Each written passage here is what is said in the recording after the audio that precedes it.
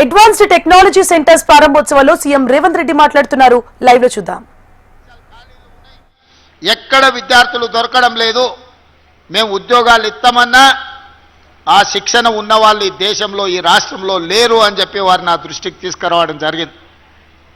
అప్పుడు వారితో మాట్లాడి ఇమ్మీడియట్గా ఆనాడు అధికారులతో మాట్లాడి ఈ ఐటీఐలు నిర్వీర్యం అయిపోయినాయి కదా, ఈ ఐటీఐలను పునరుద్ధరించాలంటే మనం ఏం చేయాలి అని ఆలోచన చేసి మిత్రుడు శ్రీధర్ బాబు గారు సూచన తీసుకొని ఉప ముఖ్యమంత్రి బట్టి విక్రమార్క గారితో మాట్లాడి ఈ ఐటీఐలను అడ్వాన్స్డ్ టెక్నాలజీ సెంటర్స్గా ఈరోజు నిజాన్ని మీరు కళ్ళతో చూసిండ్రు. నిజాం మీ కళ్ళతో చూసిందే మీ నమ్మకం.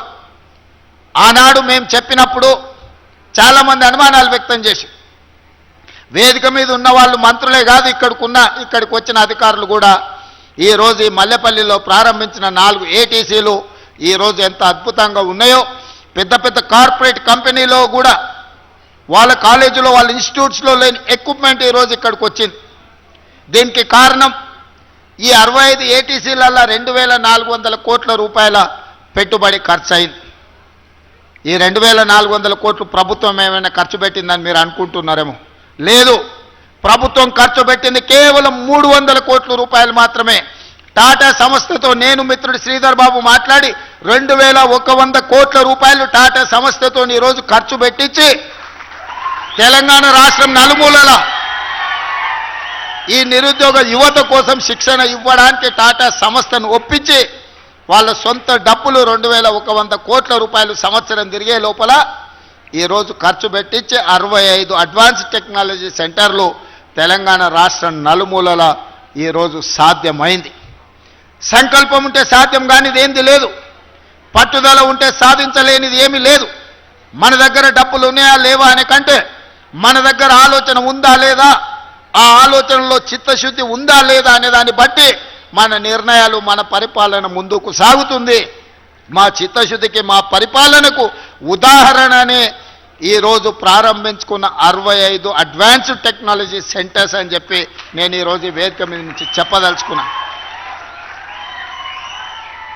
దాదాపుగా ఈ ఒక్కొక్క ఏటీసీలో 170-180 మంది 200 మంది చేరుతున్నారు.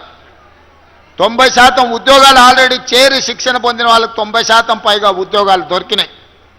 ఇవి సరిపోవు, భవిష్యత్తులో ఇంకా పెంచాలన్న ఆలోచనతోని ఇంకొక 51 ఏటీసీలను ఈరోజు అదనంగా మంజూరు చేసినాం. రాబోయే సంవత్సరంలో ఆ 51ని కూడా పూర్తి చేసి తెలంగాణ రాష్ట్రంలో 116 అడ్వాన్స్డ్ టెక్నాలజీ సెంటర్ల ద్వారా నిరుద్యోగ తెలంగాణ యువతకు శిక్షణ ఇప్పించడం, వాళ్లకు ఉద్యోగ ఉపాధి అవకాశం కల్పించడమే లక్ష్యంగా ఈరోజు ప్రభుత్వం పనిచేస్తుంది. మిత్రులారా, నిరుద్యోగ సోదరులారా, ఆలోచన చేయండి. తెలంగాణ రాష్ట్రంలో ఈనాడు 178 ఇంజనీరింగ్ కాలేజీలు ఉన్నాయి. ప్రతి సంవత్సరం 1,10,000 మంది ఇంజనీరింగ్ స్టూడెంట్స్, ఇంజనీరింగ్ గ్రాడ్యుయేట్స్గా పట్టా తీసుకొని బయటకు వస్తున్నారు. వాళ్ళ తల్లిదండ్రుల బాధ, ఆ విద్యార్థుల యొక్క ఆలోచన చూస్తే మన వ్యవస్థ ఎంత దెబ్బతినిపోయిందో నాకు అర్థమవుతుంది. కొడంగల్ నియోజకవర్గం నుంచి ఇతర ప్రాంతాల నుంచి తల్లిదండ్రులు వస్తారు. సార్, మా పిల్లగాడు ఇంజనీరింగ్ చదువుకున్నాడు, నౌకరీ ఇప్పియని. ఎక్కడొస్తాయని ఆ పిల్లగాడిని అడిగితే వాడికి ఉద్యోగం ఎక్కడొస్తుందో వాడికి తెలియదు.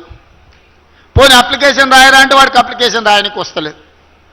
మరి ఎట్లనే ఇట్లా అంటే ఇక నువ్వే ఎత్తుకు సార్, ఏంటన్న నౌకరీ, నువ్వే నౌకరీ పెట్టి సార్, నువ్వే అప్లికేషన్ రాసుకో సార్, నువ్వు ముఖ్యమంత్రి కదా అని వాళ్ళ తల్లిదండ్రులు అంటారు. ఎవరైనా ప్రైవేట్ కార్పొరేట్ కంపెనీ ఒక వ్యక్తిని తీసుకుంటున్నాడంటే ₹1 జీతం ఇస్తే 10 రూపాయలు సంపాదించుకోవాలని వాళ్ళు ఉద్యోగం ఇస్తారు తప్ప ముఖ్యమంత్రి చెప్పిండానో, ఐటీ మంత్రి శ్రీధర్ బాబు గారు చెప్పిండానో ఈరోజు అట్లా ఉద్యోగాలు ఇచ్చే అవకాశాలు లేవు.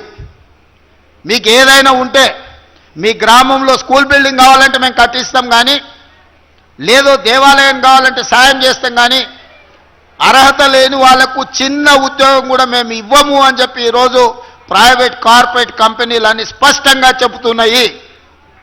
అందుకే పేరుకే ఇంజనీరింగ్ పట్టా, ఆ ఇంజనీరింగ్ పట్టా సాంకేతిక నైపుణ్యం లేకపోతే నాలుక గీసుకోవడానికి కూడా ఉపయోగం లేని పరిస్థితులు ఈరోజు సమాజంలో ఉత్పన్నమైనవి.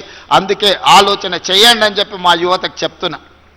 అందుకే ఈరోజు తెలంగాణ గవర్నమెంట్ ఫోకస్ చేస్తున్నది ఈ అడ్వాన్స్ టెక్నాలజీ సెంటర్లను, స్కిల్ యూనివర్సిటీని, స్పోర్ట్స్ యూనివర్సిటీని. ఇవన్నీ ఎందుకు ప్రారంభిస్తున్నామంటే మట్టిలో మాణిక్యాలను వెలికి తీయాలి, తెలంగాణ సమాజంలో ఉన్న చైతన్యాన్ని సానపట్టాలి, వాళ్ళ జీవితాలను తీర్చిదిద్దాలన్నదే మా ప్రభుత్వం యొక్క ఆలోచన. ఈ తెలంగాణ రాష్ట్ర సాధననే అక్కడ కూర్చున్న నిరుద్యోగ యువత పోరాటం వల్ల వచ్చింది. వాళ్ళ ఆకాంక్షలు, వాళ్ళ భవిష్యత్తు బాగుంటుంది, ఉద్యోగ ఉపాధి అవకాశాలు వస్తాయని. పాలకుల నిర్లక్ష్యం వల్ల 10 సంవత్సరాలు ఏది జరగలే. కానీ ఈనాడు మీ సోదరుడు మీలో నుంచే ఒక 20 సంవత్సరాలు వెనకపోతే మీలాకనే నేను కూడా అక్కడ కూర్చున్నవాడినే.